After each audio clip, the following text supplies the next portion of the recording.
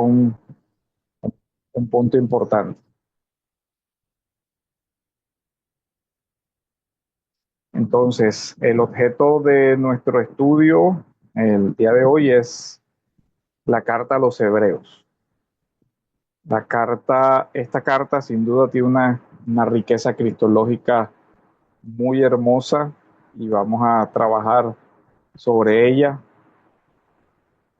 Y abro acá, busco mis diapositivas para ir con ustedes también en el tema, revisándola. Bueno, ¿han podido leer la carta? Sería lo primero.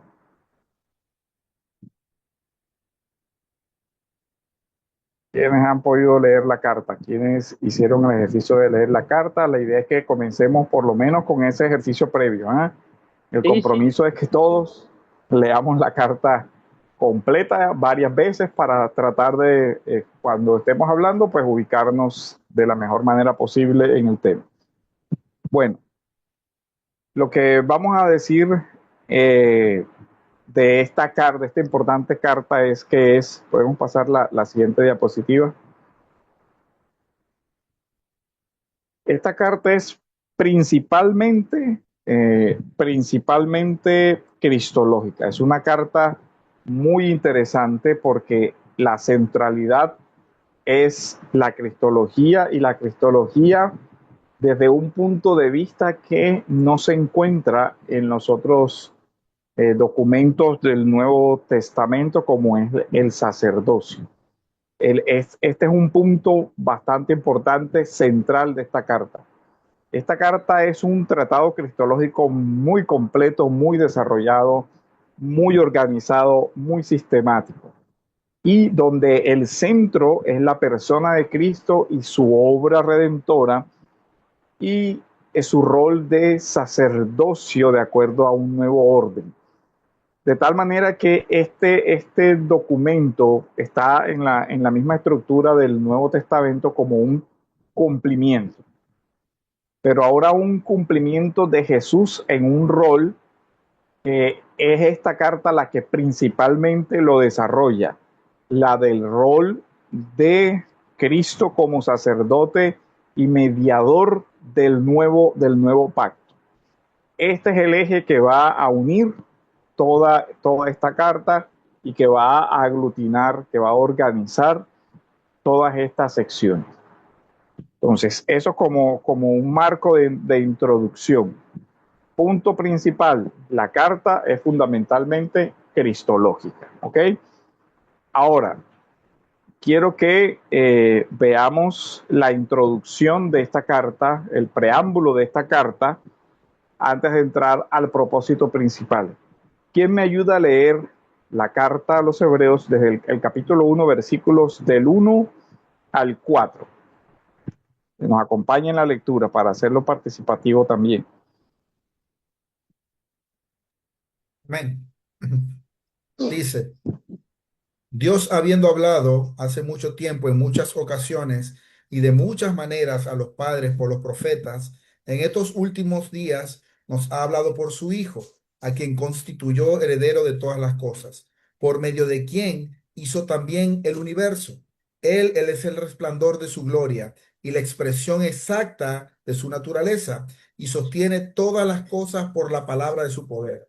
Después de llevar a cabo la purificación de los pecados, el Hijo se sentó a la diestra de la majestad en las alturas, siendo mucho mejor que los ángeles, por cuanto ha heredado un nombre más excelente que ellos. Aquí hay una palabra que vemos alrededor de la cual gira el texto y es una herencia. Heredero. Jesús es el heredero. Si notaron que se repite esa expresión, Jesús es el hijo, ¿cierto? Y Jesús es el heredero. Ahora, esta introducción de la carta o introducción del sermón, ya vamos a ver la discusión sobre qué género literario es el que estamos hablando, nos hace primero una estructura de varios tiempos. Un tiempo pasado, ¿cierto? en el que Dios habló y un tiempo presente en el que Dios habló por medio de su Hijo y nos lleva a un tiempo futuro en el cual la herencia será entregada. Si ustedes recuerdan, esta palabra de la herencia está asociada al nuevo pacto, o sea, desde el exordio ya hay una anticipación de un tema puntual y específico que es el tema del pacto. Para que haya un heredero se necesita que haya la muerte del testador. Y por medio de la figura de la muerte del testador se introduce el tema del reino. Entonces, para que se dé ese nuevo pacto, era necesario que Cristo muriera para que entonces la herencia de los hijos de Dios pudiera ser trasladada a ellos. Entonces vemos ahí cómo esa figura va a ser interesante. Entonces Jesús es el centro de todo el universo y nos hace unas referencias que encontramos en la teología del Nuevo Testamento en cuanto a creador, ¿cierto? O sea, Jesús es creador, por medio del Hijo se hizo el universo. Y después va a este tema de por medio del Hijo se hizo el universo, va a constituir dentro de la carta un elemento de la fe. Por la fe entendemos que Dios ha hecho el universo. Vamos a ver eso después. Entonces son los puntos que vamos a ir hilvanando. Pero ahora quiero que nos concentremos en que hay un elemento esencial que es la purificación de los pecados. Y esta palabra purificación, ¿con qué la asociamos? ¿Qué viene a nuestra mente cuando se habla de la purificación? Limpieza o sangre. Sacrificio. Levítico, ¿cierto? Hacia allá. Todo el sistema levítico de la purificación, de la limpieza ritual y de la limpieza de los pecados. Y de hecho, la carta después va a desarrollar el tema de Jesús como el sacrificio. Pero lo interesante es que a la vez Jesús es el sacrificio y es el sacerdote.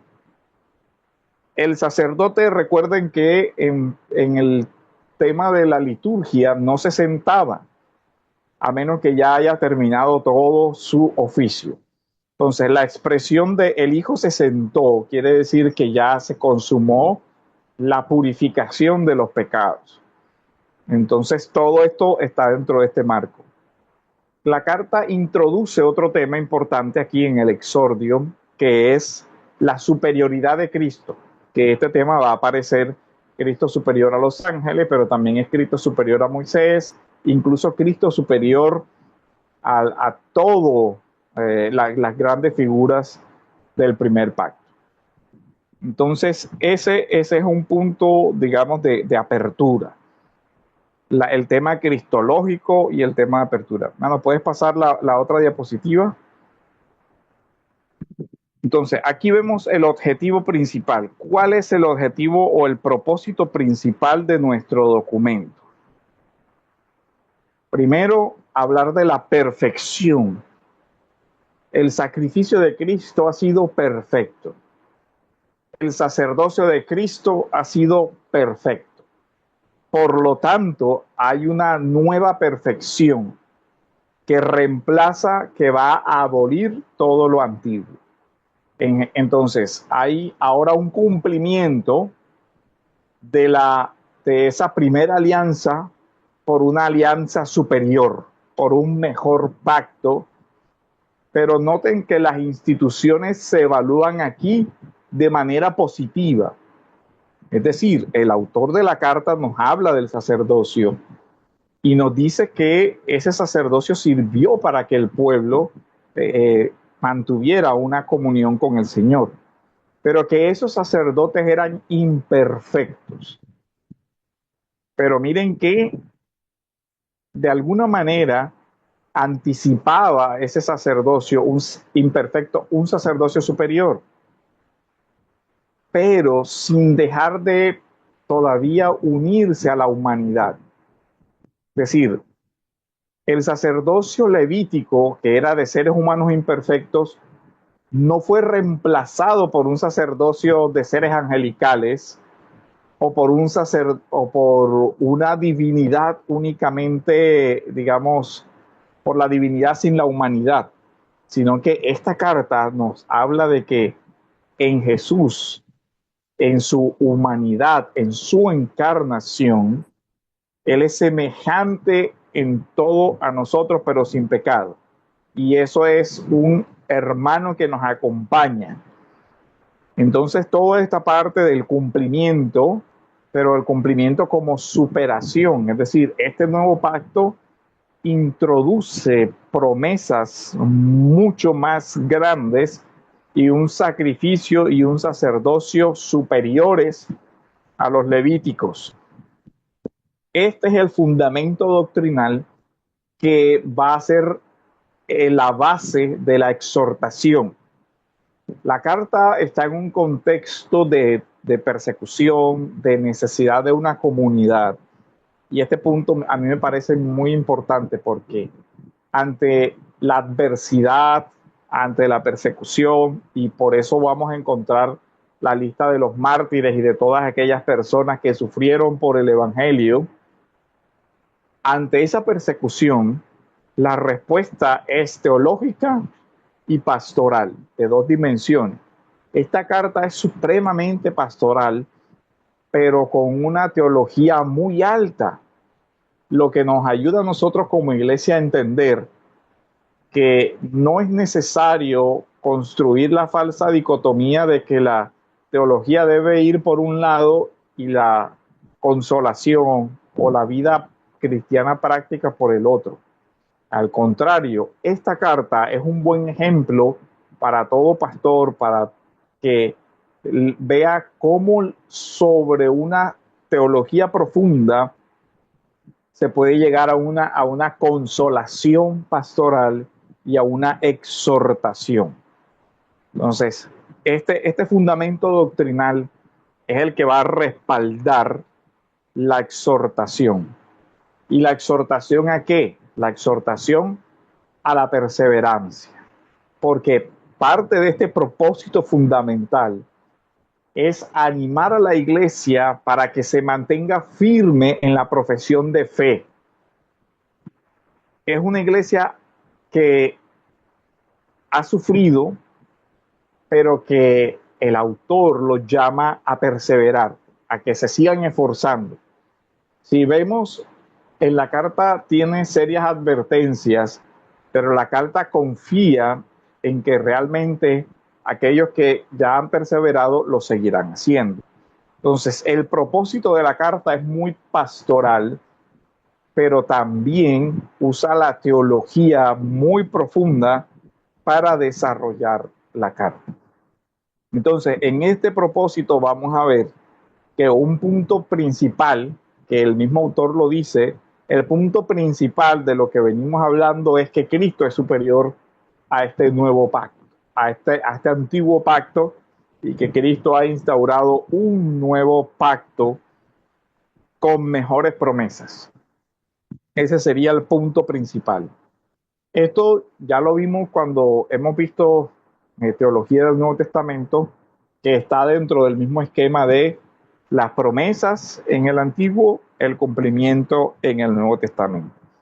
Ahora viene a la relación la pregunta: ¿qué tipo de documento es este? ¿Es una carta o es otro tipo de documento? Como normalmente nosotros estamos acostumbrados a que se designe a esta obra como una carta, ¿cierto? La carta a los hebreos. Es como lo común. Pero creo que leyendo las otras cartas que hay en el Nuevo Testamento podemos ver que hay elementos que no se encuentran en este texto, que son los distintivos de una carta.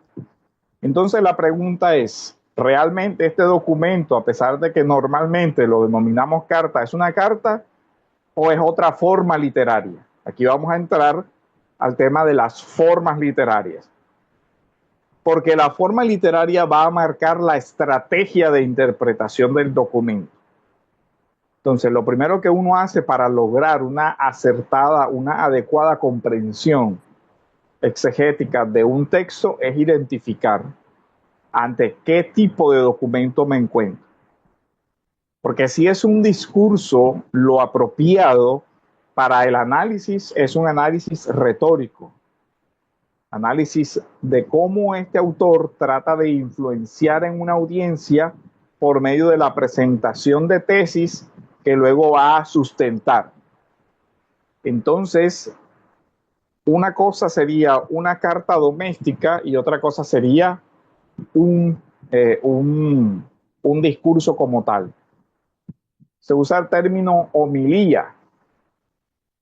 Para este punto, quiero que nosotros veamos con detenimiento, analicemos la estructura de la carta. Vamos a la carta a los Corintios. Que alguien me ayude leyendo Corintios, la primera carta a los Corintios, el capítulo 1, versículos del 1 al 4.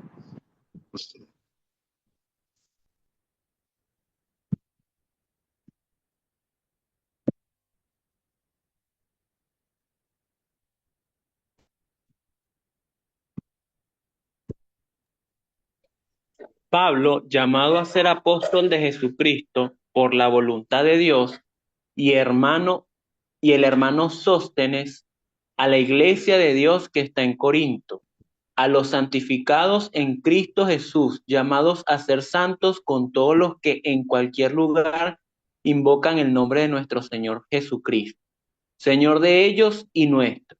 Gracia y paz a vosotros de Dios, nuestro Padre, y del Señor Jesucristo.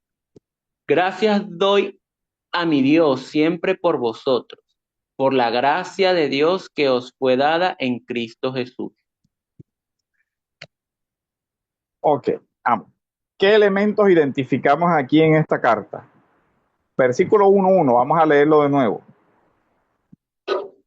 El autor, El remitente, ¿cierto? ajá, Pablo. Yo, Pablo, Pablo. les escribo, ¿ok? Eso, de entrada, ya leímos en Hebreos, no aparece un remitente, ¿cierto? No lo encontramos. Aparece un destinatario, versículo 2. ¿Quiénes son los destinatarios? La iglesia de Dios que está en Corinto. Ok. Ahora, ¿encontramos esa designación en Hebreos? No. Tampoco. Saludos incluso con fórmulas litúrgicas, como versículo 3. Vamos a leerlo. Gracia y paz a vosotros, de Dios nuestro Padre y del Señor Jesucristo. Un saludo con una fórmula litúrgica de inclusión, ¿cierto? Gracia y paz. Y el remitente hace una oración por los destinatarios, versículo 4. Gracias doy a mi Dios siempre por vosotros, por la gracia de Dios que os fue dada en Cristo Jesús. Y en el cuerpo de la carta, por lo general, el autor sigue hablando de sí mismo. Yo estoy bien, los hermanos me han tratado bien, he estado consolado, he tenido estas dificultades, he tenido todo esto, ¿cierto? O le da gracias por algo que ellos hicieron, como en el caso de los filipenses, gracias porque se acordaron de mí en mis dificultades, o hace referencia a alguna situación específica de lo que está sucediendo, como en el caso de los corintios, cuando él dice, me he enterado de tal situación, en fin. O sea, digamos que en general hay este marco de las cartas y por supuesto que las cartas al final terminan con un cierre de despedida, donde ya se indica el final de la carta. En este caso, al final de Hebreos se encuentra una especie de cierre común a las cartas, donde hay unos saludos y un cierre, pero no se encuentra esta estructura normal de las cartas en su mayoría de estas introducciones. De hecho, este documento se denomina a sí mismo como una exhortación y no como una carta. quiero que alguien lea Hebreos 13:22.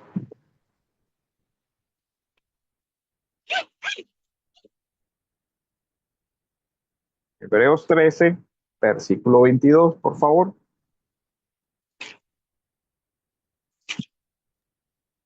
Os ruego, hermanos, que soportéis la palabra de exhortación, pues os he escrito brevemente. Ok. Dice, os ruego, hermanos, 13:22. Miren cómo va. Les ruego, hermanos, que soporten la palabra de exhortación, pues les he escrito brevemente. Pero, si ustedes ven esta parte, aquí hay un aspecto muy interesante, y es que aquí se habla de les he escrito, pero en el cuerpo de la carta siempre se habla de como si estuviera pronunciando el discurso. Entonces noten eso. Aquí hay este tema. Más adelante vamos a ver eso, pero quiero que lo tengan pendiente. La conclusión aparece como un escrito, pero el cuerpo realmente desarrolla como si fuera un discurso oral. Y esto es importante para que lo tengan en cuenta en el debate de la autoría también, cuando lleguemos a ese punto, porque algunos dicen, explicando la autoría, es que esto fue un discurso al que se le añadió una última parte para mandar una copia escrita de ese discurso. Esa es una de las hipótesis del tema de la autoría. Entonces quiero que tengan eso en mente. Y aquí sí, digamos, al final termina con unas bendiciones finales semejantes a los finales que estamos acostumbrados a leer en las cartas. Versículo 18, por ejemplo, dice, oren por nosotros, pues confiamos en que tenemos una buena conciencia, deseando conducirnos honestamente, honradamente en todo. Es más, les exhorto a hacer esto a fin de que yo les sea restituido muy pronto. Y el Dios de paz que resucitó, y ahí da el gran pastor de las ovejas, toda esta parte, ¿ok? Entonces miren lo interesante aquí. Ahora, quiero que alguien me ayude leyendo Hechos, capítulo 13, versículos del 13 al 17. Y tengamos en mente aquí palabra de exhortación para hablar del tema del género literario. ¿Es una carta o es una homilía? ¿Es un sermón? ¿Qué es? ¿Quién puede leer Hechos, capítulo 13, versículos del 13 al 17? Pablo y sus compañeros zarparon de Pafo y llegaron a Perges de Panfilia, pero Juan, apartándose de ellos, regresó a Jerusalén. Mas ellos salieron de Perge, llegaron a Antioquía de Pisidia y en el día de reposo entraron a la sinagoga y se sentaron. Después de la lectura de la ley y los profetas, los oficiales de la sinagoga le mandaron a decir, hermanos, si tenéis alguna palabra de exhortación para el pueblo, hablad. ¿Qué sigue diciendo? Entonces, Versículo... Ajá, ok. entonces Pablo, levantándose, hecha señal de silencio con la mano, dijo, varones israelitas, y los que teméis a Dios, oíd. El Dios de este pueblo, de Israel, escogió a nuestros padres y enalteció al pueblo, siendo ellos extranjeros en tierra de Egipto, y con brazo levantado los sacó de ella. Y por un tiempo como de 40 años los soportó en el desierto. Ok, ahora, miren que la palabra griega que aparece aquí en Hechos y la que aparece en Hebreos es la misma, palabra de exhortación. O sea, entonces ya nos da algo interesante que pensar. ¿Qué es lo que asocian aquí en la semejanza y en los contextos? A ver, ¿qué analizamos de este contexto? ¿En qué contexto estamos en Hechos? donde aparece palabra de exhortación. ¿Cuál es el contexto?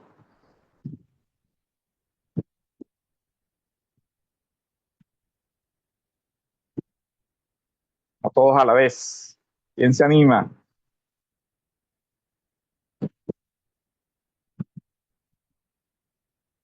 ¿Cuál es el contexto en cuanto a tiempo y cuál es el contexto en cuanto al lugar?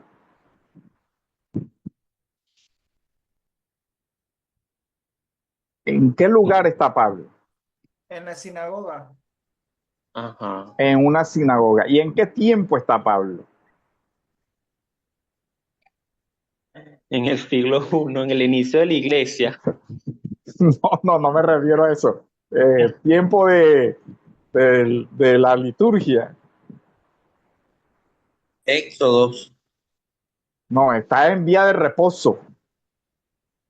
¿Sí ven? Ah, Los datos que nos da el texto. Están en la Él en, lectura de la ley de los profetas. exacto, está en una sinagoga, es decir, está en el escenario de la adoración en esa época todavía sinagogal, ¿cierto? Pablo va a la sinagoga. Él no va a otro lugar, él se reúne en la sinagoga, llega a la sinagoga y llega el día de reposo, es decir, va a cumplir con su obligación de guardar toda esa ceremonia. Él llega a la sinagoga y dice que se sienta y escucha. La liturgia sinagogal tenía dos partes. Había un lector que leía, como dice, la ley y los profetas. Luego había una segunda parte donde había alguien que exponía lo que se leía. En este caso, dice que los invitan a que den alguna palabra de exhortación. Entonces, a mí me parece muy interesante que dice, si tenéis alguna palabra de exhortación para el pueblo, hablad. ¿Sí ven? Hablar, predicar, exponer. Sinagoga, entonces estamos hablando de una retórica dentro de un culto sinagogal. La forma de retórica aquí es la retórica de la retórica semítica, la retórica que rabínica, en un sentido eclesiástico, pero no con la idea de nosotros de iglesia como ya se sigue desarrollando, sino que aquí estamos en una homilía al estilo rabínico. Y si ven la introducción, ¿cómo se hace? Varones israelitas y los que teméis a Dios, oíd. ¿Por qué habla de estos dos tipos de públicos? Recuerden algo. Varones israelitas es una referencia efectivamente a los israelitas, y los temerosos de Dios eran muchas veces los gentiles convertidos al judaísmo que frecuentaban la sinagoga y a los que dejaban participar. Ese es los temerosos. Entonces él dice, oíd, el Dios de este pueblo de Israel, y comienza el discurso. Ahora, volvamos a leer Hebreos 1 del 1 al 3 y hagamos el ejercicio a ver si tenemos algún parecido con esa parte.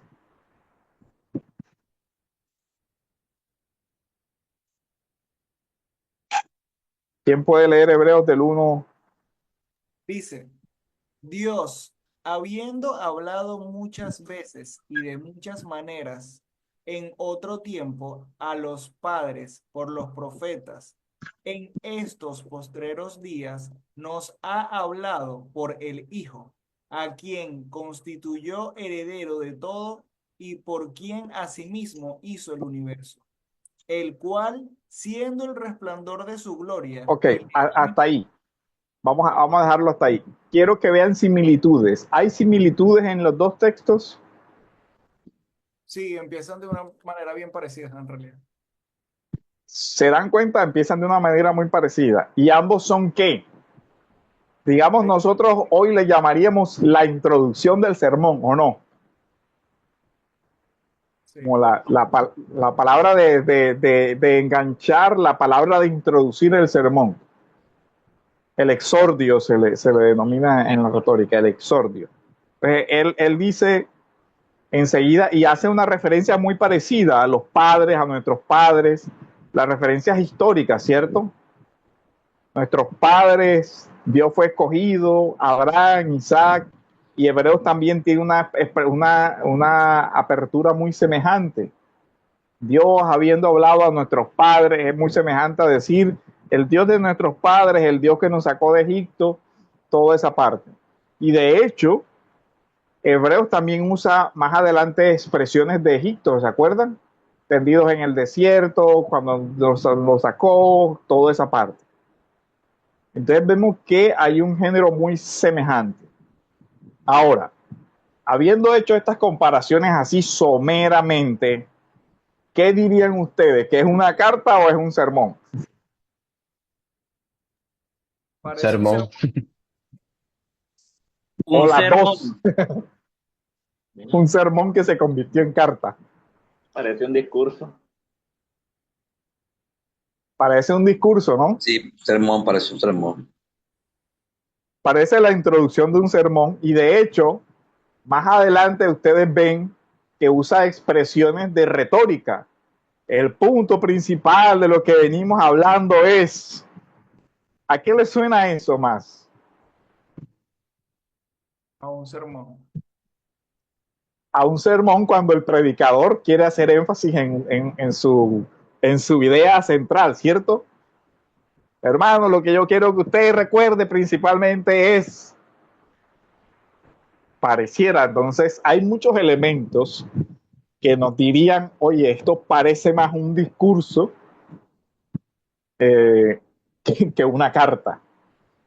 Pero al final encontramos esa parte que normalmente de despedida en las cartas. Entonces, ¿qué pasó? Entonces, las preguntas son, ¿es un sermón? ¿Es una carta? ¿O es un sermón que se convirtió en carta? ¿Qué opinan?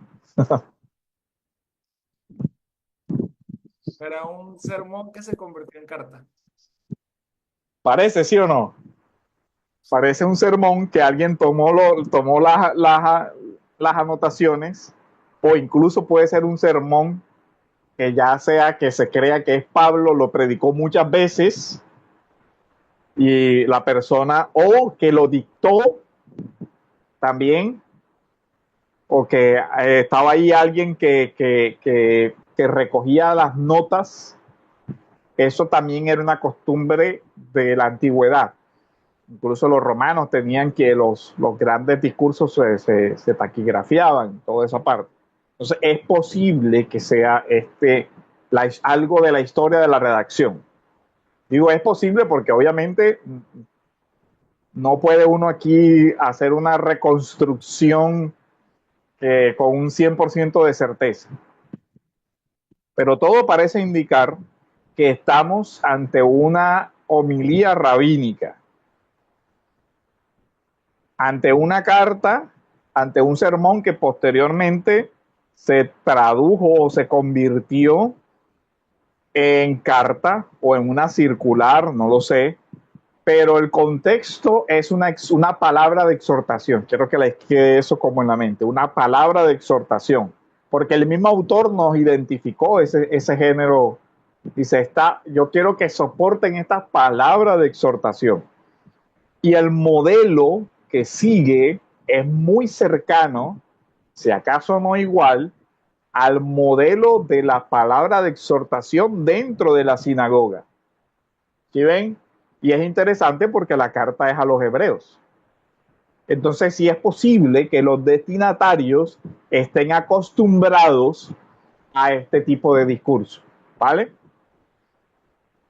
Porque si usted notó algo, como la carta no tiene destinatario, realmente no sabemos, o el autor inspirado no nos dijo si realmente era a qué comunidad la estaba dirigiendo. Si notaron esto, tenemos ese problema también, porque en las otras cartas tenemos los destinatarios.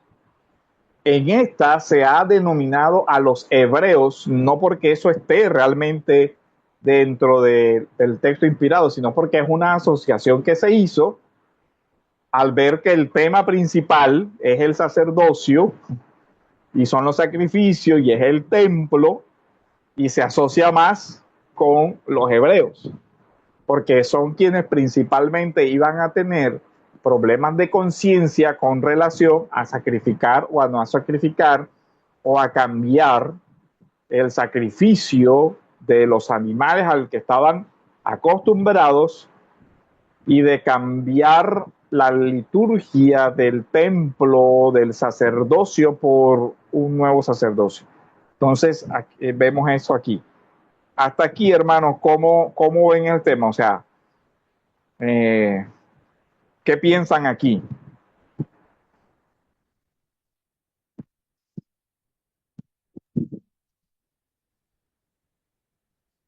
Claro, Es más, si quieren, me ayudan a leer unos textos para redondear esta parte del tema de cómo habla como si estuviera refiriéndose a un discurso que está siendo pronunciado. Hebreos 2.5.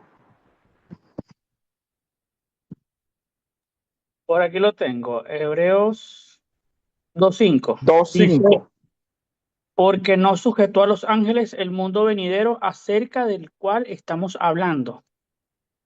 Ok. 5.11.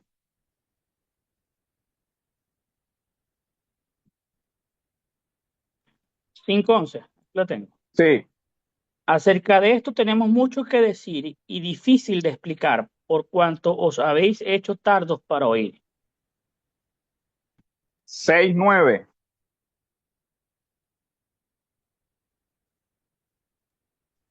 pero en Pero cuanto, en cuanto a vos, serio, pero en cuanto a vosotros, oh amados, estamos persuadidos de cosas mejores y que pertenecen a la salvación, aunque hablamos así. 8.1.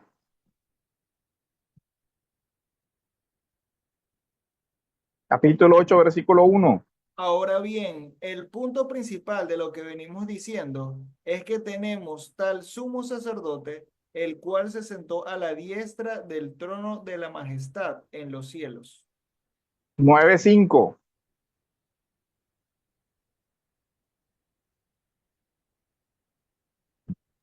y sobre ella estaban los querubines de gloria que daban sombra al propiciatorio, pero de estas cosas no se puede hablar ahora en detalle. 11.32. Por aquí lo tengo, dice, ¿y qué más digo? Porque el tiempo me faltaría contando de Gedeón, de Barak, de Sansón, de Jefté, de David, así como de Samuel y de los profetas. Si notan que en el cuerpo, en el desarrollo, siempre se está refiriendo, o bueno, para no adelantarles mi discurso, ¿qué concluyen ustedes de estas partes del documento, de la carta de esto? ¿Qué notan? ¿Qué puede notarse? Que Parece que siempre el, está hablando. una Un discurso secuencia lógica de pensamiento solado. que él viene haciendo bueno, es un discurso retórico, diciendo en cada parte como, o sea, la explicación de lo que está a punto de decir. pastor, yo Anticipa, noto, ¿cómo? ah, Sí, hermano. eh, Adelante. no, noto que él presupone que las personas a quien se dirigen conocen la historia de Israel muy bien. De hecho, hasta lo deja, a los últimos lo dice que más tendríamos que hablar de otros personajes que los judíos sobreentendían. Claro. Pero miren Sí, que nunca dijo, les escribo, les hablo, les digo, sí. ¿sí ven? Pareciera que Siempre está siempre está hablando. hablando y no escribiendo. Exactamente, pareciera que está hablando con lo que tiene ahí. Es Bien. decir, él no es como en las cartas uno nota que está pensando en el que está escribiendo está pensando en la persona a la que le está escribiendo, ¿cierto?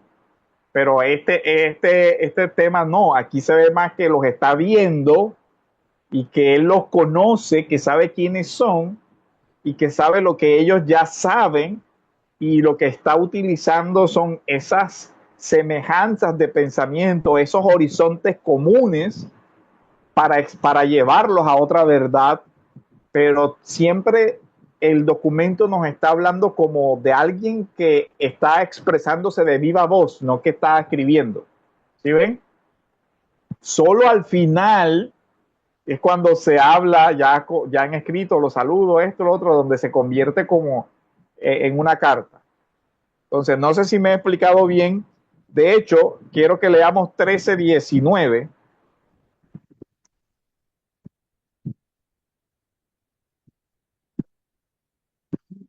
Y más os ruego que lo hagáis así para que yo os sea restituido más pronto. ¿Se dan cuenta que está hablando en singular? Ahora 13:22. Os ruego, hermanos, que soportéis la palabra de exhortación, pues os he escrito brevemente. Ajá. Ahora sí dice escrito, ¿sí ven? Sí. Pero palabra de exhortación. Sí. Bien. Sí ven cómo es como que, bueno, ahora sigamos leyendo esa parte. Sabed que nuestro hermano Timoteo ha sido puesto en libertad, con el cual, si viene pronto, os he de ver. Saludad a todos vuestros pastores y a todos los santos. Los de Italia os saludan. La gracia sea con todos vosotros. Amén. Ahí ya hay una doxología y hay una palabra de despedida.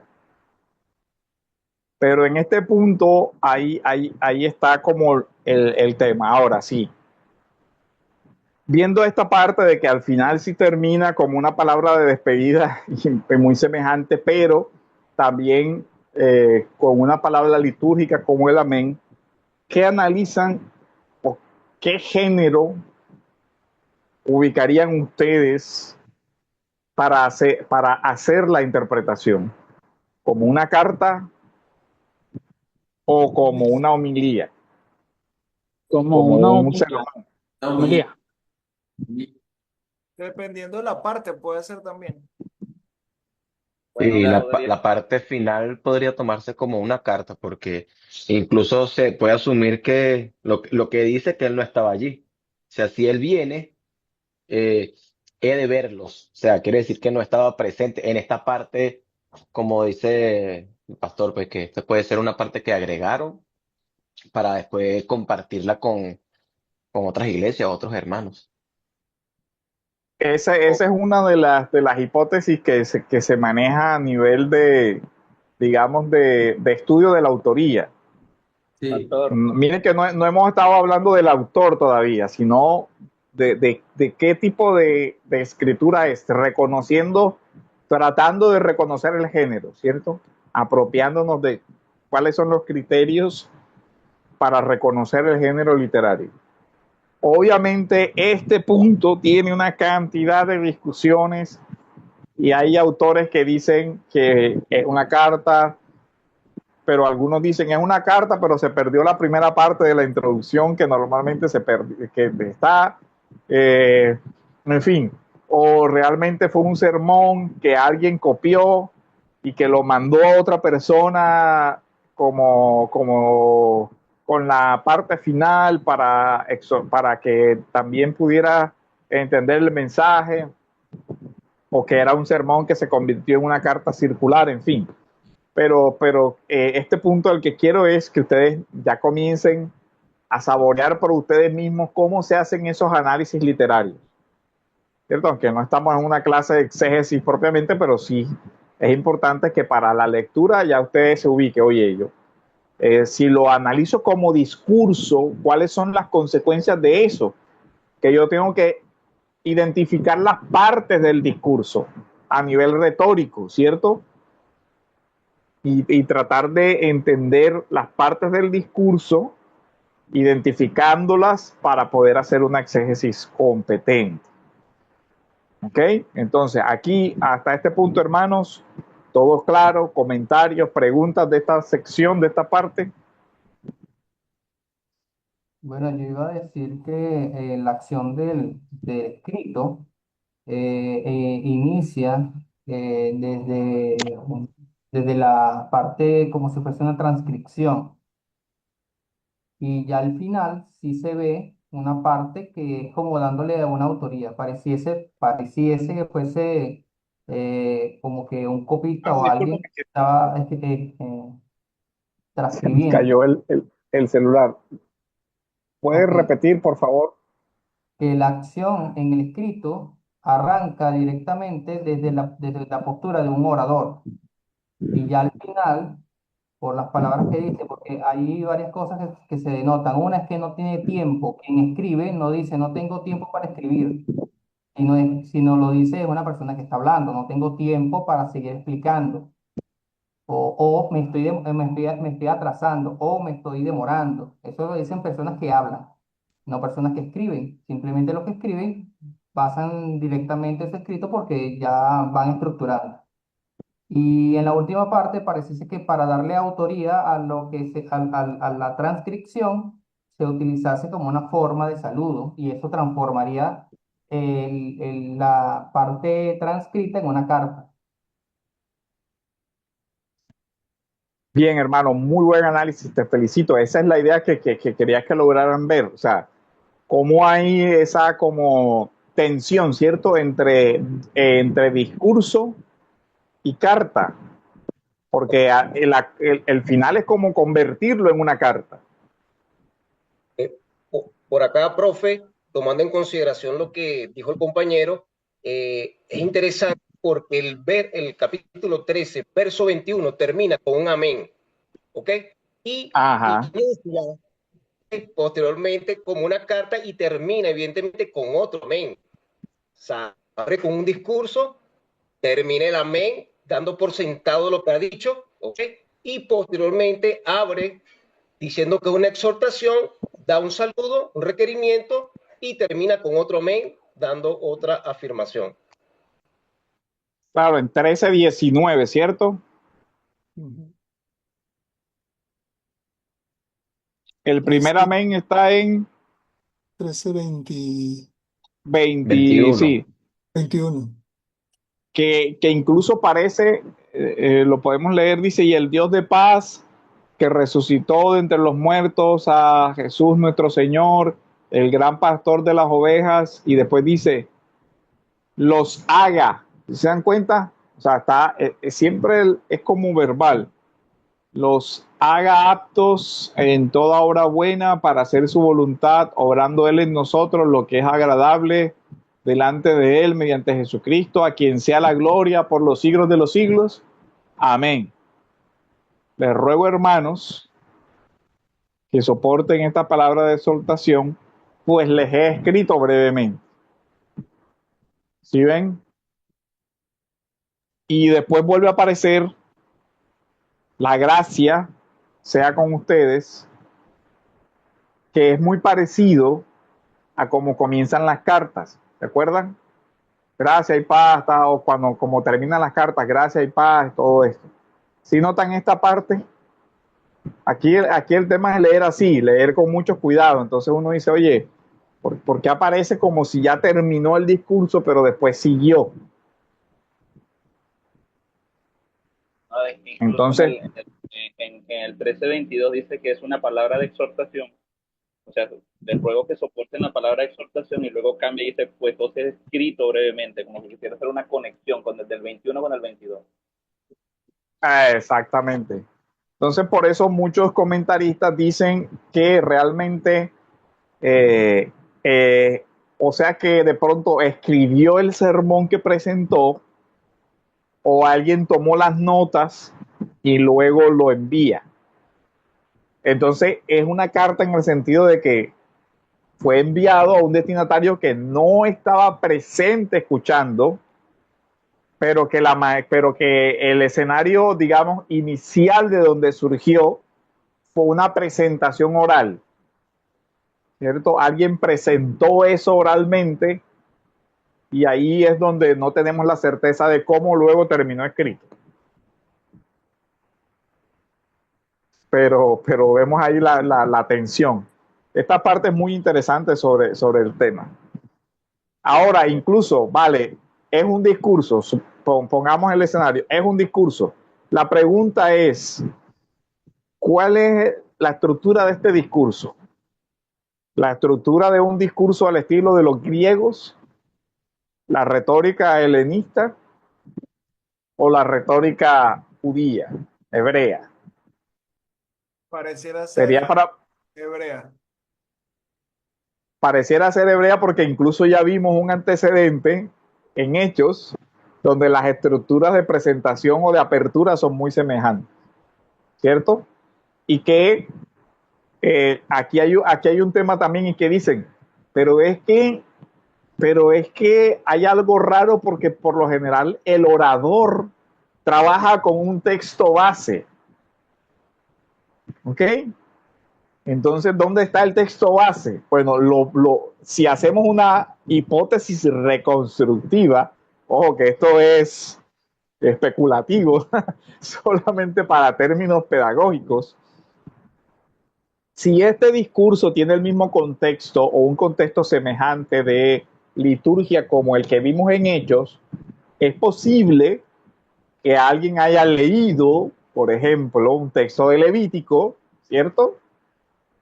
Que la lectura sea un texto de Levítico y luego alguien se levanta a dar la palabra de exhortación y desde ese texto que ya se leyó, él comienza a explicarlo. ¿Les parece que sería una hipótesis más o menos sostenible?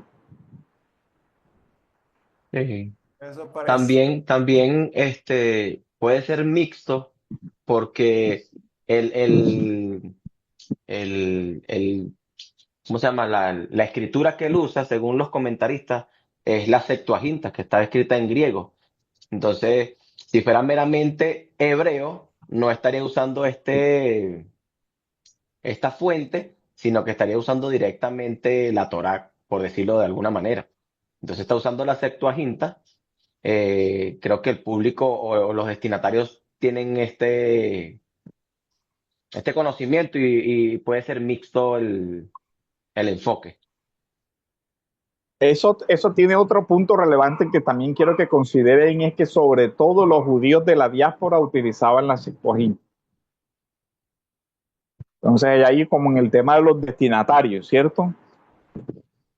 Eran judíos de Jerusalén o eran judíos de otros lugares que conocían un poquito más el griego.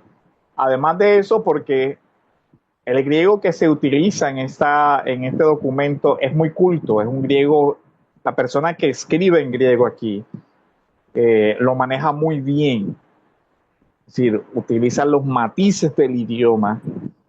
Entonces ahí viene otro punto que es importantísimo en este sentido. Quien está haciendo la exposición no es cualquier persona, sino alguien que maneja mucho la literatura griega, o sea, que es muy versado a nivel del idioma griego. No es de pronto como en las otras cartas, como cuando vimos las epístolas generales, un Juan que escribe muy tosco, que escribe, que se nota que está pensando en otra, como cuando alguien está escribiendo una carta en otro idioma, pero que está pensando en español y está escribiendo en inglés. Entonces escribe como con las estructuras gramaticales del español y la carta queda así como que extraña.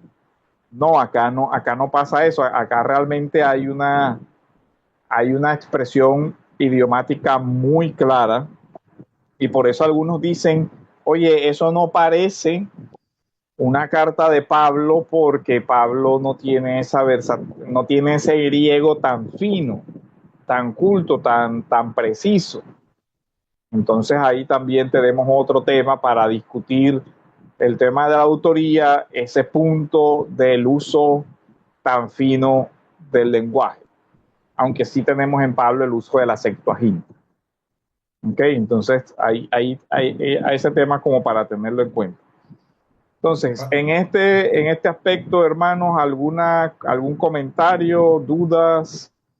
Sí, pastor. Entonces, Con respecto, ajá, ok, dale, con respecto a no lo te que preocupes. decía de la retórica, si era griega o era judía, eh, o sea, sí me llama la atención entonces que al leer entonces hebreo, si es un discurso judío, estaríamos entonces más pendientes de un desarrollo lógico de todo, buscando si hay paralelismo concéntrico, si hay un tema especial que después se desarrolla. Pues me acuerdo mucho cuando nos explicó Apocalipsis que era concéntrico y después de ahí se desarrollaba toda la idea. ¿Vendría a ser lo mismo aquí en hebreo? Sí, claro. Yo creo que utiliza el vehículo quien escribe, puede ser un judío de la diáspora, un judío helenista, alguien con una cultura griega muy elevada, pero que realmente maneja más o su sustrato cultural es el hebreo, es el templo, es la liturgia, es el pensamiento de esto, y porque vamos a ver que tiene muchos elementos de retórica semítica. Parece Midrash, parece todo esto, está ahí presente. De hecho, las técnicas específicas de interpretación, que se los voy adelantando, hay una que se llama, si no recuerdo mal, Calva Homer, cuanto más. Es una técnica dentro de la técnica de interpretación rabínica que se ve clarito en esta carta. Dice, ¿cuánto más? ¿Se acuerdan dónde aparece la sangre de los toros? ¿Cuánto más? ¿Cuánto más? Esa es una fórmula específica de las reglas de interpretación rabínica que se ve aquí, que también se ve, ¿se acuerdan cuando vimos, se ve en Jesús también, ¿cierto? Las aves, si Dios cuida así a las aves del campo, esto, ¿cuánto más? O sea que el que escribe evidentemente tiene un sustrato muy argumentativo propio de la sinagoga. Y de hecho, cuando vamos a ver algo de las reglas de Hillel, porque incluso está dentro de esa escuela, son reglas propias del rabino Hillel, del que fue maestro de Gamaliel, que a su vez fue maestro de Pablo. Entonces, ese es uno de los puntos que a mí me inclina hacia la autoría paulina, porque el otro que tiene esa educación rabínica es Apolo, y de hecho, vamos a verlo, es uno de los que ha sido postulado como autor, y parece que el primero que hizo esa postulación fue Martín Lutero, de Apolo como el autor de este documento, Carta Discurso. Pero sí, esa es una parte interesante. Pastor, Entonces, hipótesis, ¿sí? y en el caso de Bernabé, no cumpliría con... Sí, de hecho también ha sido postulado como uno de los autores, Bernabé. También ha sido postulado como uno de los posibles autores, sobre todo porque se le asocia con el tema del sacerdocio. Entonces tenía que ser una persona muy culta en toda la liturgia, que es lo que presupone uno de los requisitos para el autor de la carta, es esa cultura en el templo, ¿cierto? Esa cultura del tema del sacrificio, sacerdocio, templo, toda esa parte. Entonces, por eso se le ha asociado. Gracias, hermano, ahí por la... Ahora, entonces, la tercera opción es algunos que hacen una mezcla, algo ecléctico, dicen. Es un intermedio entre un género epistolar y un discurso o sermón escrito. Ya ustedes escogerán en cuál se ubica. De hecho, Solamente... leí una teoría de que como el griego era tan culto, era Pablo dictándolo y Lucas escribiéndolo y arreglando los errores de Pablo de dicción. Yo me inclino por esa idea. A nivel personal me inclino por esa idea. De hecho, esa idea no es nueva. Ya los padres de la iglesia la formularon. Clemente lo formula así, pero Orígenes tiene una idea diferente. O sea, dice, no parece. Y la discusión la vamos a ver y es sobre los elementos que no aparecen en la teología paulina, que sí aparecen en este documento, y los elementos que sí aparecen en la teología paulina, que sí resaltan en este documento. Entonces, cuando veamos esa parte, ya tendrá usted más elementos para decir, me inclino por esta posición. Pero por lo menos ya tiene un elemento literario. El autor tenía formación rabínica, el autor conocía la exégesis rabínica, el autor conocía los modos de discurso sinagogales, el autor era una persona muy versada en la palabra y el autor manejaba la Septuaginta con gran destreza. Todos los criterios los cumple Pablo, no es que los esté incitando, pero no es que esté a favor, pero sí estoy a favor. Pero se nota. Entonces, ahora, no tiene título. ¿Sí notaron? O sea, no hay un título en el documento. También, sin duda que los receptores también podrían estar dentro de creyentes que ya era de una segunda generación de creyentes que estaban muy cimentados en la escritura y que ya manejaban la escritura. Entonces, ahí está ese tema. Hasta aquí, mis hermanos, ¿alguna duda, pregunta, comentarios? Todo bien hasta el momento. Ok, bueno, el autor.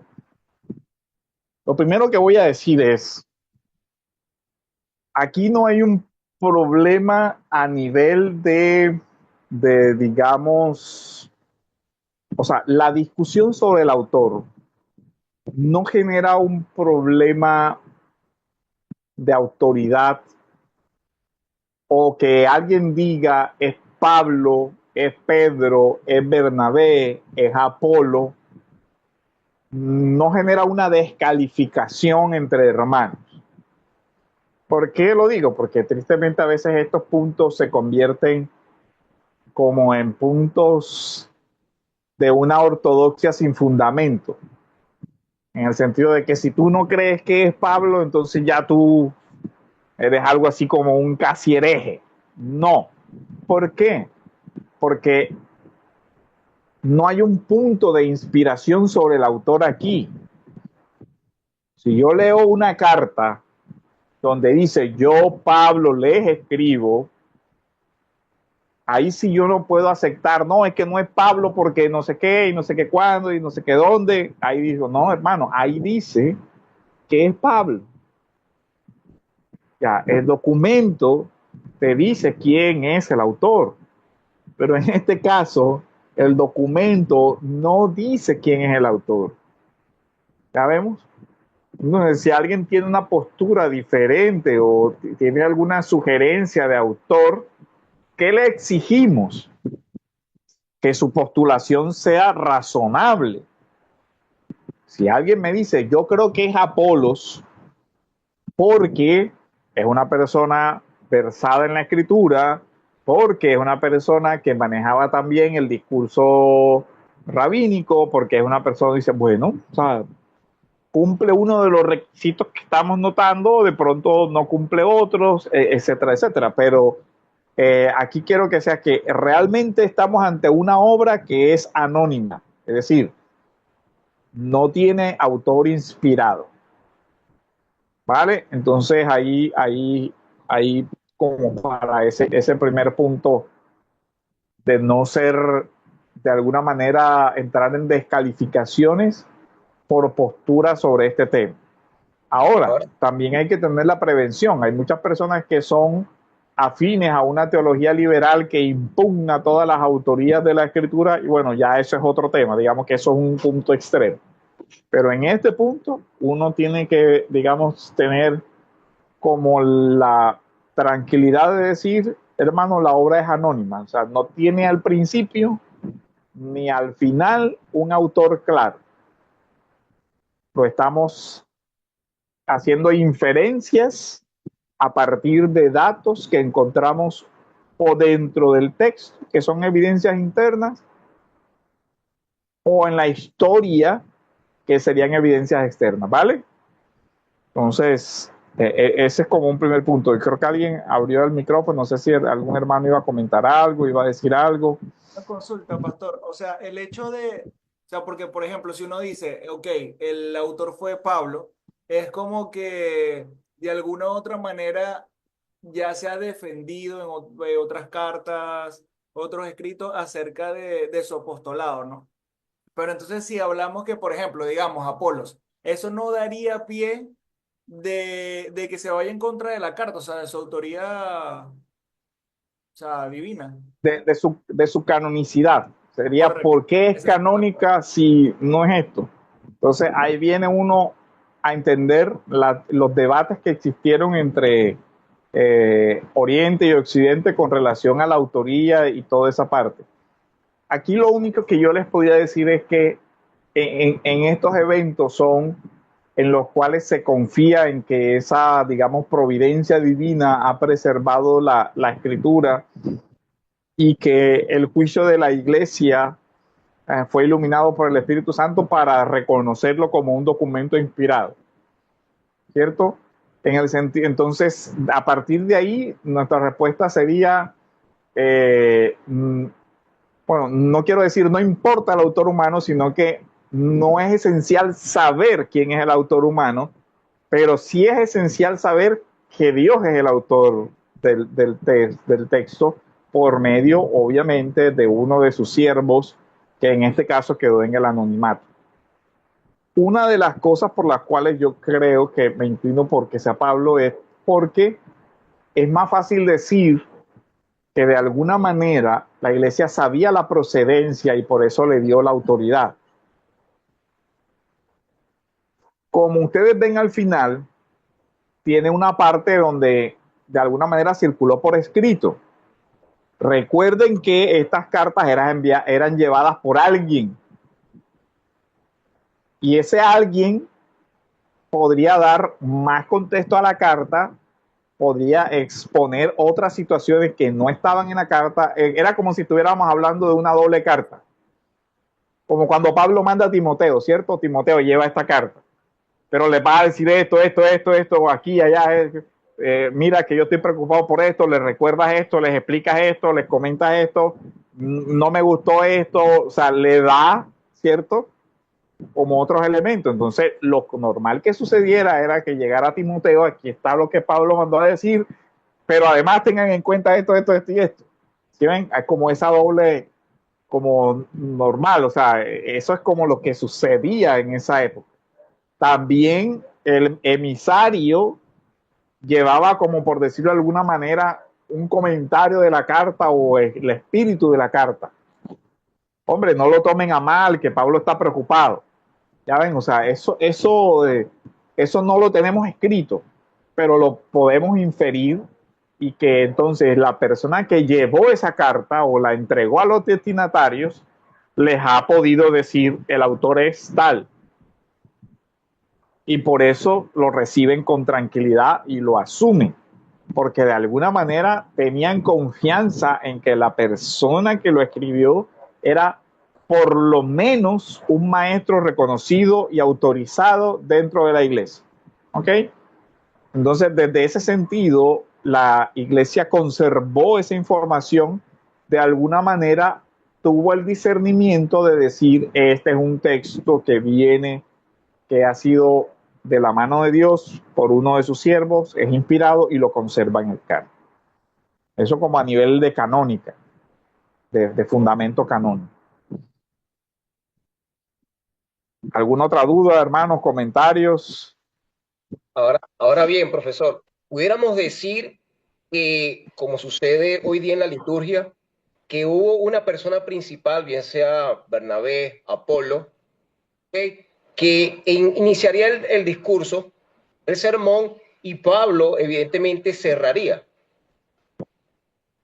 Eso es una posibilidad. Lo que yo le refería al principio, es una posibilidad de que también se haya hecho a la semejanza de la sinagoga, que se leía. Ahora, recuerden que esto también pasó cuando Jesús entró a la sinagoga. ¿Recuerdan ese pasaje? El Señor entra, la liturgia sinagogal leyó, y el Señor, cuando da la palabra de exhortación, dice: esta palabra se ha cumplido hoy. Y ahí comienza el discurso. O sea, ¿recuerdan esa parte? O sea, que ya se había leído a los profetas, y la liturgia sinagogal tenía una división donde se leía una parte de la ley y una que conectaba de alguna manera con los profetas. Entonces se veía, no estoy seguro, pero si para la época del Señor ya estaba, era la Parashá y la Haftará. O sea, una porción de la ley, una porción de los profetas. Entonces, si eso es así, es probable que antes de la homilía ya se había leído la sección correspondiente de la ley y de los profetas, y que de alguna manera, y además de eso, dentro de la sección de la ley estaban los escritos o los salmos, que también se leían.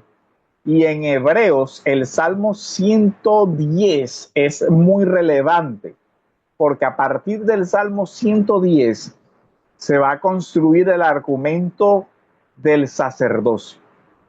Y este punto lo vamos a desarrollar con mucho detenimiento, pero se los adelanto, porque la iglesia había interpretado este salmo para argumentar la realeza de Cristo, es decir, la autoridad real. Pero curiosamente no habían notado que en ese salmo también estaba el sacerdocio. Vamos a leerlo para anticiparles algo de lo que vamos a desarrollar. Salmo 110.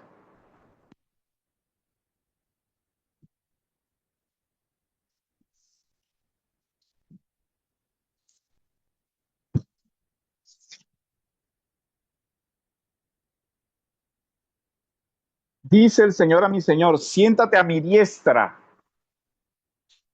Incluso vean que alguien que vea que en Hebreos también aparece la palabra se sentó a la diestra. ¿La recuerdan? ¿Sí lo recordamos? ¿Sí lo notaron? Sí, correcto. En el 1 y el 8. Ok, y dice: hasta que ponga a tus enemigos por estrado de tus pies. El Señor extenderá desde Sión tu poderoso cetro, diciendo: domina en medio de tus enemigos. Este salmo incluso se cita en Efesios. ¿Sí ven? No sé si lo recuerdan, en Efesios.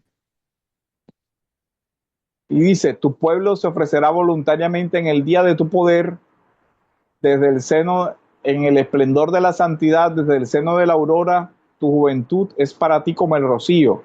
El Señor ha jurado y no se retractará. Tú eres sacerdote para siempre según el orden de Melquisedec. El Señor está a tu diestra, quebrantará reyes, ¿Sí ven?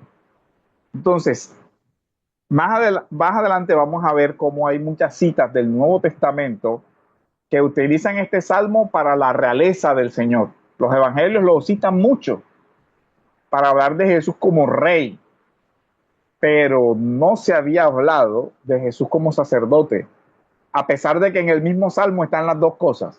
¿Se dan cuenta? Pero es el autor de Hebreos el que saca esa verdad. Jesús es rey, sí, es soberano sobre los reyes de la tierra, es el creador, pero también es sumo sacerdote según un orden diferente al de Melquisedec. Entonces ahí va el tema.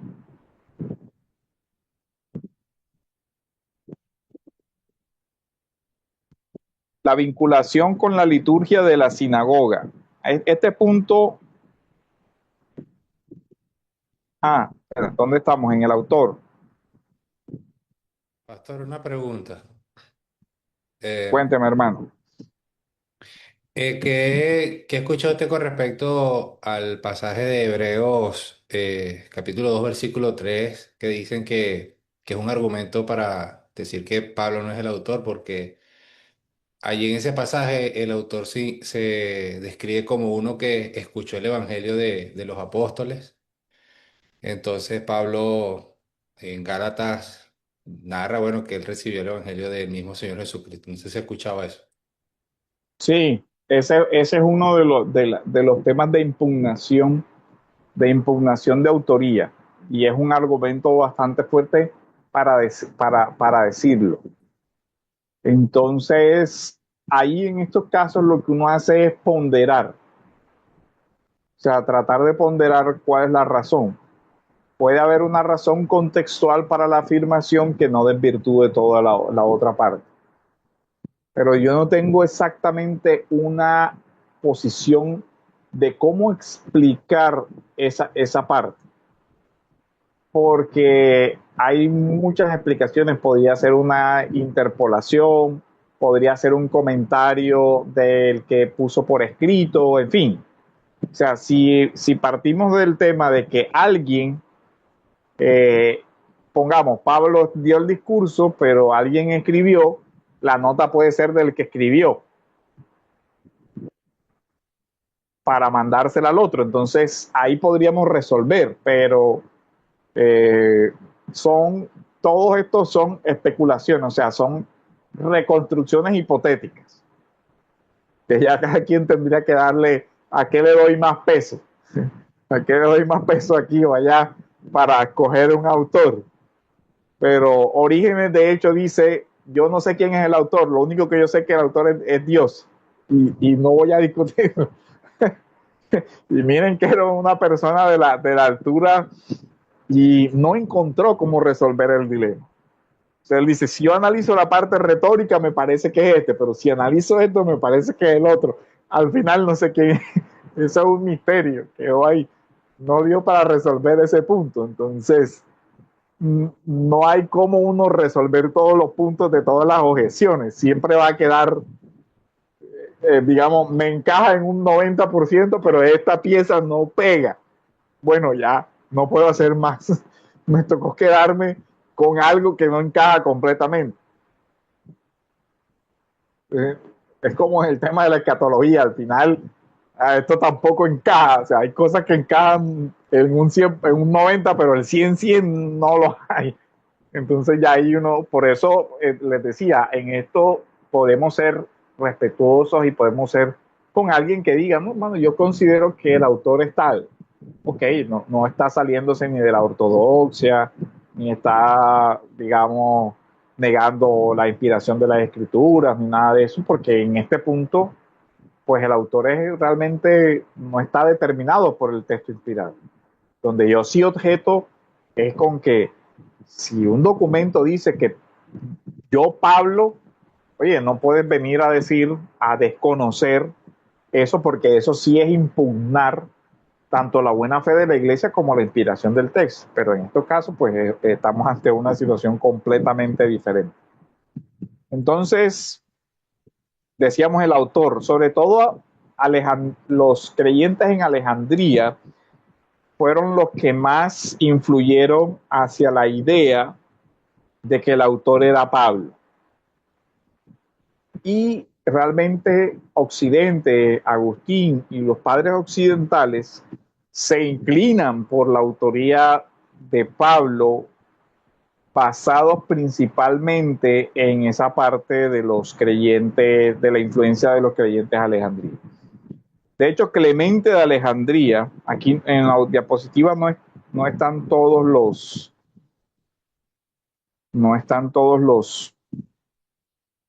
que estaban en el documento, pero yo igual les voy a pasar el documento.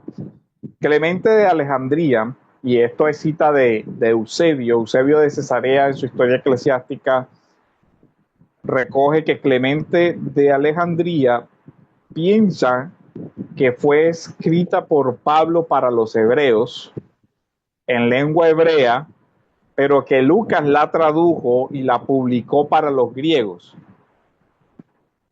Esta miren que esta es una tesis interesante para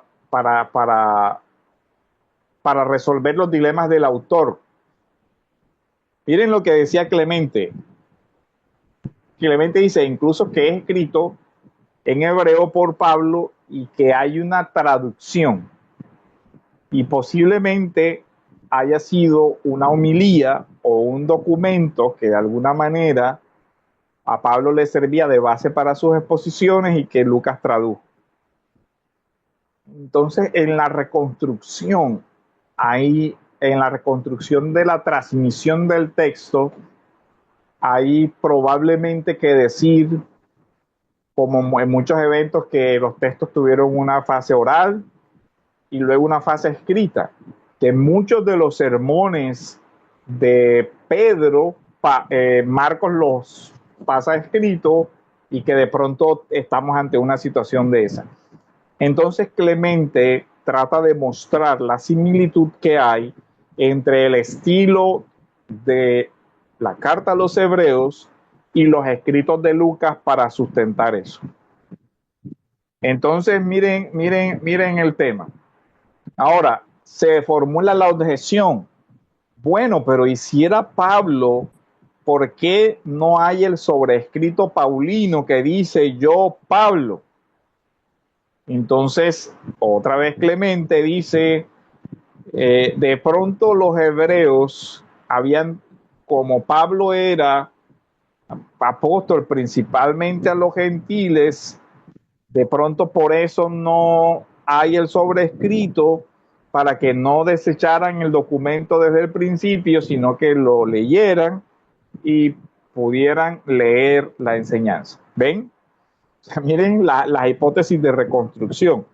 ¿Qué piensan de esa hipótesis? ¿Qué podríamos analizar ahí sobre esta parte del misterio del autor? Que realmente no tenían la seguridad, porque, bueno, no sé, lo veo como bien forzado. Porque Sí, ahí ya estamos suponiendo que hay no un discurso como vimos, ¿cierto? Yo les hablo, oírme y tal, sino un documento escrito. Ahora, reflexionen esta posibilidad. Que alguien haya escrito el documento de Pablo en hebreo. O sea, tomó la nota del sermón, ¿cierto? Taquígrafo. Escribe rápido y copió todo el sermón. Luego alguien toma el escrito y lo traduce al griego. ¿Es posible? ¿Es posible o no? pero Igual que si eso no alguien toma todas las generaría, notas de un sermón en español y alguien se lo traduce al inglés. eso no Claro. generaría en los destinatarios cierto recelo al saber quién me está mandando esta nota. O sea, con qué autoridad yo voy a leer, recibir esta enseñanza. También, ¿verdad? Eso a veces se solucionaba cuando Pablo decía, miren que de mi letra escribo la parte final. Recuerden que era común que se utilizara amanuenses, alguien al que Ujú. se le dictaba. ¿Ven? Sí, Yo pero le yo dictaba. digo en el sentido de que, ¿por qué Pablo no puso su firma? Ah, Y, o sea, si no lo querían aceptar porque era Pablo, porque era apóstol a los gentiles, entonces decide hacerse anónimo, los que van a recibir la carta no serían más celosos en quién es este que me está escribiendo, por qué debo recibir yo esta enseñanza. depende de si conocían y favorecían al emisario, al que llevaba la carta. Yo confío en Lucas, por ejemplo, porque viene de Lucas, o sea, alguien recomendaba, también eso es muy común en el mundo antiguo. ¿Recuerdan? Por ejemplo, cuando mandaban cartas para recomendar a Pablo. O sea, yo lo recomiendo. Entonces ya el que no te conocía, pero ya tenía la recomendación, bueno, ya decía, yo te recibo porque ya tú tienes recomendado. O sea, el mundo antiguo jugaba mucho con la combinación de la oralidad y la escritura. Como les decía ahora, la mayoría de las cartas que se enviaban tenían como una adenda oral, un anexo oral, que era el mensajero que lo llevaba, que contaba cosas. Digamos, mira, cuando yo me vine, Pablo me dijo esto, él está preocupado, en fin, o sea, esa carta llevaba como comentario. Así sucedía. Entonces miren en que eso incluso se refleja en Tesalonicenses. Yo no sé si ustedes recuerdan un texto de Tesalonicenses donde dice que tengan en cuenta lo que les he dicho o lo que les he escrito por carta. O sea, que hay la doble, esa unión entre la palabra oral y la escritura. De tal manera que dice, si yo les he enseñado algo de viva voz y luego les escribo algo contrario, no me crean. O sea, era lo que Pablo también le decía a los Gálatas. Dice, supongamos que yo les prediqué el evangelio y les dije que Jesús es el Mesías. Ahora, si yo les escribiera algo diciéndoles algo contrario a lo que les prediqué, ya no me crean. Porque debe haber una unidad entre la palabra oral y la escrita. Entonces eso también nos muestra cómo funcionaba esa primera transmisión de la iglesia primitiva, que es un tema, digamos, complejísimo. Orígenes, vamos a Orígenes también. Aquí les quiero leer lo que Orígenes comenta sobre este tema, también en Eusebio de Cesarea, Historia Eclesiástica. Miren lo que dice. El carácter del estilo de la epístola a los hebreos carece de la rudeza expresiva del apóstol, una rudeza expresiva o de estilo que él mismo reconoció. La epístola idiomáticamente es más griega en la composición de sus locuciones. Cualquiera que esté capacitado para reconocer diferencias de estilo podrá verificar lo dicho. Pero por otro lado, los pensamientos de la epístola son admirables y de ninguna manera inferiores a aquellos reconocidos como escritos por Pablo. ¿Sí es lo que va diciendo? Pues dice, la verdad de esta afirmación será admitida por cualquiera que preste atención a la lectura del apóstol. Se viene y sigue diciendo, por mi parte, si es que puedo establecer mi opinión, debo decir que los pensamientos son de Pablo. Orígenes, miren lo que comenta Orígenes. Los pensamientos son de Pablo, pero el estilo y la composición son obra de alguien que recordó las enseñanzas del apóstol. Y es como si hubiese tomado pequeñas notas de lo que su maestro decía. Por lo tanto, si cualquier iglesia considera esta epístola como paulina, que sea alabada en este respecto, porque no por nada los ancianos nos la han transmitido como perteneciente a Pablo. Habla de la tradición oral de los maestros de la iglesia que venían reconociendo a Pablo como autor.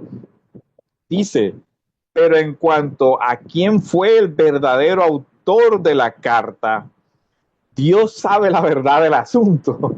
Se dice, esto es lo que yo veo, pero ¿de quién es? Dios sabe, dice. De acuerdo con el relato, hay es lo que decía, una tradición oral sobre la autoría. De acuerdo con el relato que ha llegado hasta nosotros, algunos dicen que la epístola fue escrita por Clemente, que llegó a ser obispo de los romanos. Otros que fue escrita por Lucas, el autor del Evangelio y de los Hechos. ¿Qué piensan de este comentario que hace Orígenes? Y después yo les digo mis anotaciones aquí en este punto. Bueno, reconoce que la incapacidad, ¿no?, de determinar realmente quién es el autor. Que Dios sabe. Sí. Dios sabe Sí, quién lo escribió. sí, y veo que le da también importancia a la tradición oral. Quizás es algo que toma en cuenta. Sí, ese es un punto. Porque de verdad, la comunidad que la recibió, la primera comunidad que la recibió, junto con el documento escrito, debió haber recibido alguna referencia sobre quién era el autor. Entonces, ese punto para ellos es valioso. Lo que yo les decía, Yo, sí, hermano. no, yo pensando aquí un poco de por qué no colocó en este caso la autoría o el nombre de Pablo. Yo pensando, claro, este hebreo creo que se escribe después de Gálatas, le da duro a los judíos. Y pienso que una de las hipótesis que se plantea de que no colocó el nombre, porque bueno, era Pablo el apóstol de los gentiles, pero también Pablo fue bastante duro con el pueblo judío. Aunque en otros lados también decía que les amaba, pero fue bastante duro. Entonces quizás a lo mejor pensando uno así, dice, no se colocó él para que, bueno, ya le dio con el todo, bueno, vamos a hablar aquí de la preeminencia de Cristo y que ellos puedan aceptar. No sé, algo que se me viene a la cabeza. Y de hecho algunos de los padres dijeron eso, no, fue por esta razón que no lo firmó. Bueno, una hipótesis, ¿cierto? Una explicación de por qué faltó ese yo Pablo. Ahora, Tertuliano ya dice que el autor es Bernabé y lo da como un hecho que en su región así se creía, en su obra sobre la modestia. Entonces, ahí vemos. Ahora, el canon Muratorio, Irineo, Hipólito y Gallo de Roma no consideran la epístola como paulina. Es decir, que ya los padres también tenían una división. Había muchos que decían, no creemos que sea paulina. Ahora, lo que yo les decía era un punto importante que casi lo paso por alto. En el trabajo de Orígenes y en el trabajo de Clemente, es que los padres tenían una agudeza a nivel de estilos literarios. O sea, lo que la alta crítica, lo que la teología liberal comenzó a hacer con los textos de ese análisis de estilo y de ese análisis de lenguaje para impugnar la paternidad literaria de muchos documentos, a veces se desconoce que los padres lo hicieron también. O sea, que los padres sí tuvieron en cuenta esos elementos para decidir la autoría de los documentos.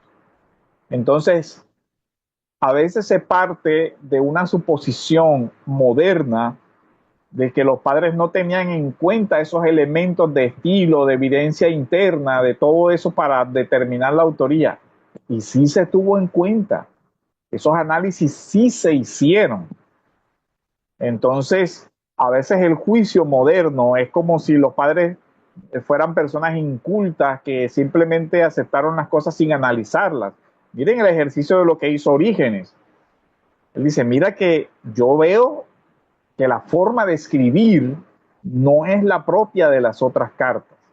El griego es diferente, las palabras son distintas, la redacción es distinta, el estilo es distinto. Pero él dice, pero las ideas sí son de Pablo. Entonces, miren que hace análisis de evidencia literaria, pero hace análisis también de fuente en el sentido de la estructura del pensamiento. Él dice, quien quiera que lo haya escrito, pensaba dentro de las categorías de pensamiento paulino. Entonces eso nos habla de otra posibilidad. El autor estaba muy cerca del apóstol Pablo, de tal manera que bebía de los discursos de Pablo, bebía de su enseñanza. Si no fue Pablo directamente, yo me atrevería a decir, fue un discípulo muy cercano. Y por eso yo me inclino. Uno de los que más viajó con Pablo fue Lucas.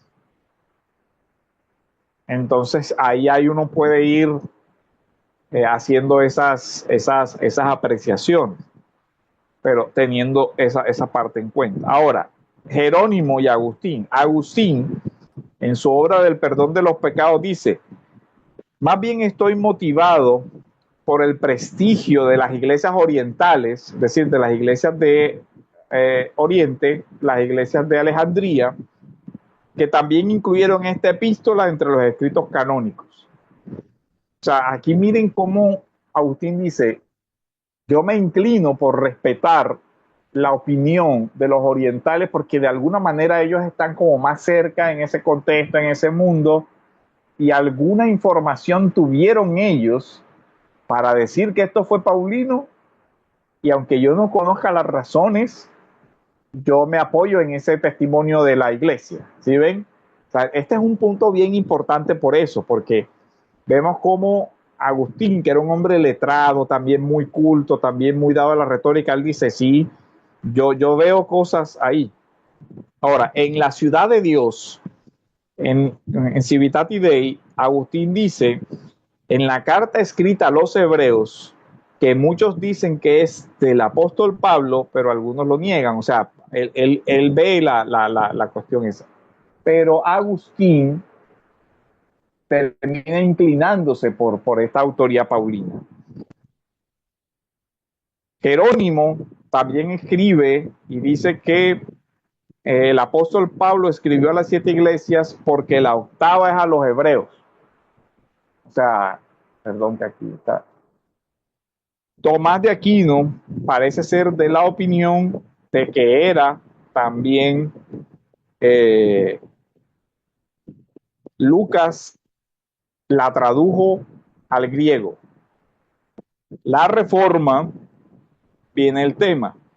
Calvino también hace un análisis de estilo y toda esta parte, y también pensó en Lucas como autor o en Clemente Romano. Entonces ahí viene. Mientras tanto, Lutero es al parecer uno de los primeros que postula que fue Apolos. Eso con relación al autor. Hasta aquí, mis hermanos, ¿qué análisis hacemos de esta primera parte?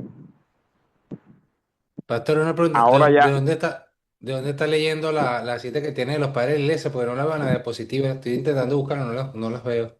no está, hermano, porque Ah, en ese me apoyé para hacerlo en inteligencia y el resumen. Entonces, pero yo les voy a pasar los documentos, no se preocupen. Yo les voy a pasar el documento donde están todas las citas y está la bibliografía. También está la bibliografía que estoy utilizando y todo eso para que tengan las fuentes directas. Yo hago unas correcciones aquí de estilo y les voy a pasar el documento. Hermanos, hasta aquí hay alguna duda, comentario, preguntas.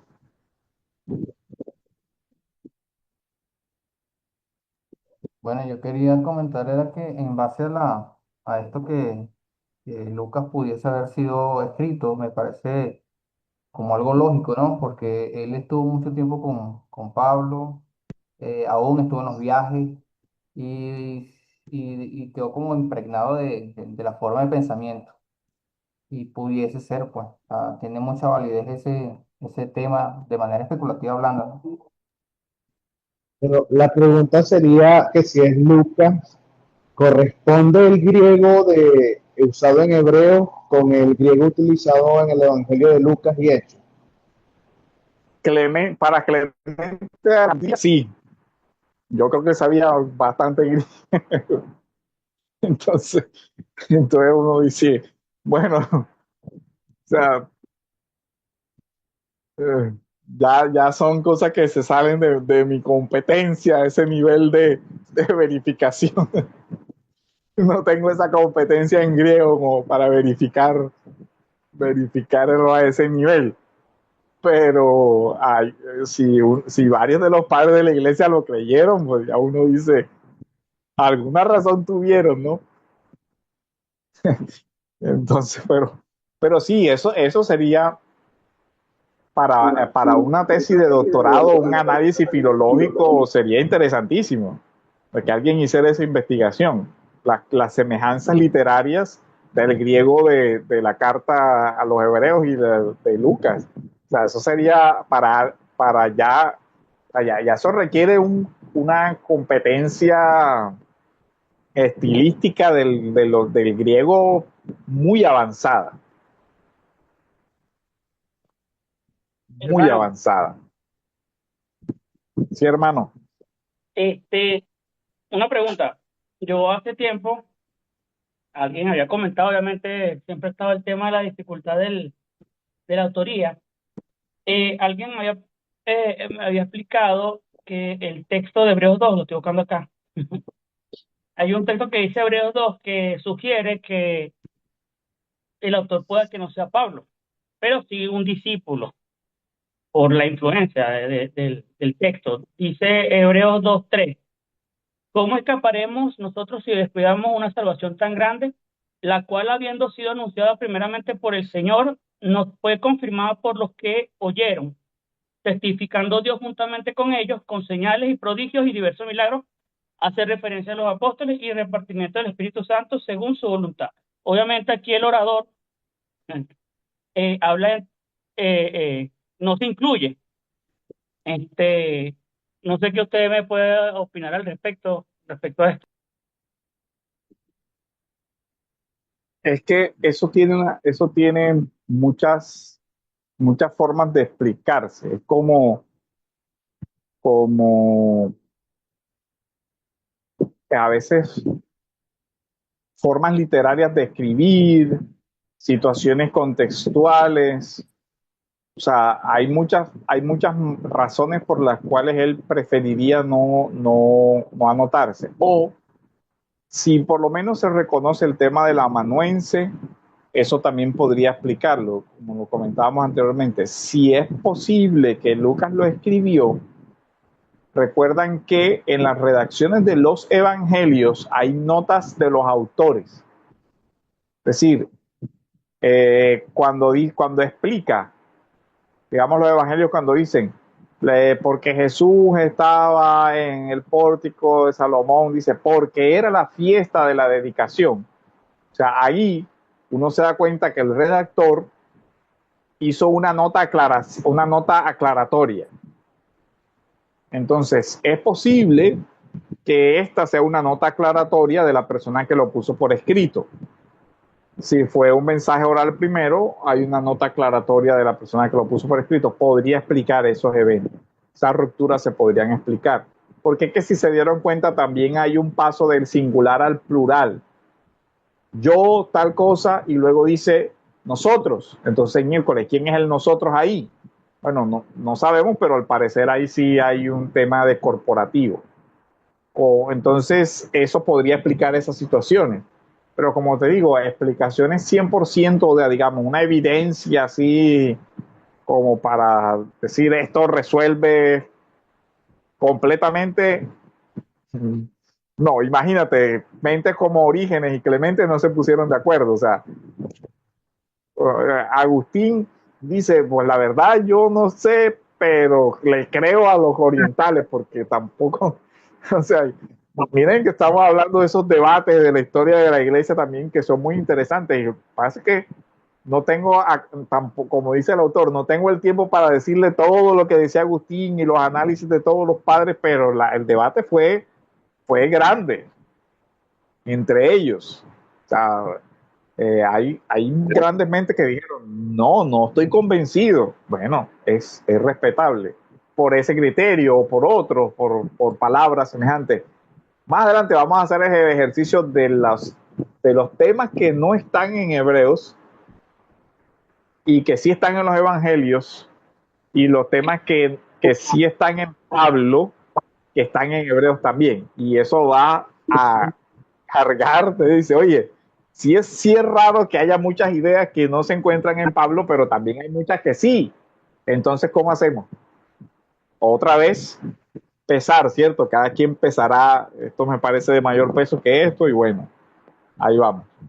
Yo no sé si es lo que yo solamente he pensado, pero cuando uno estaba escuchando, uno he estudiado hace años la carta de los hebreos y, bueno, no la he estudiado, la he escuchado que la predicaron y siempre hablaban de la autoría, de quién es. Y una vez estaba leyendo, que estoy buscando el pasaje, pero no lo consigo cuando Pablo habla, perdón, cuando el autor de Hebreos habla acerca de Timoteo y lo nombra, y yo no sé, yo noté algo allí como, no esa relación filial que tenía Pablo con Timoteo cuando le escribía, hijo mío, fuérzate el don. Entonces yo veí cuando él describía a Timoteo, no lo describió como una relación filial, sea, fue algo que yo pensé. Yo dije, no, yo, o sea, yo siempre he creído que Pablo no escribió hebreo bueno, por varias cosas, pero una de las cosas que yo vi fue esa. No sé si eso algo tiene que ver, fue algo que se me ocurrió y no sé, ¿qué piensa Sí, al usted, final está, doctor? dice, pues les he escrito brevemente. Sepan que nuestro hermano Timoteo ha sido puesto en libertad, con el cual, si viene pronto, he de verlos. Eh,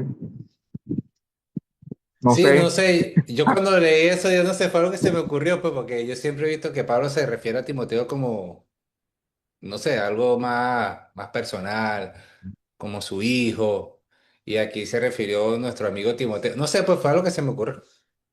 bueno, en la mía dice hermano. No sé si de pronto, esta es Nueva Biblia de las Américas. No, no recuerdo cómo dice Reina Valera, la verdad. ¿Qué pasaje, cuál es? 13, el Le llamo 23.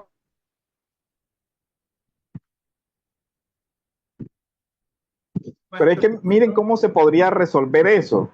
Si estamos hablando de lo que dijimos anteriormente, que el 22, el 21 dice, Jesucristo, a quien sea la gloria por los siglos de los siglos, amén. Es posible que la otra parte corresponda a una nota editorial.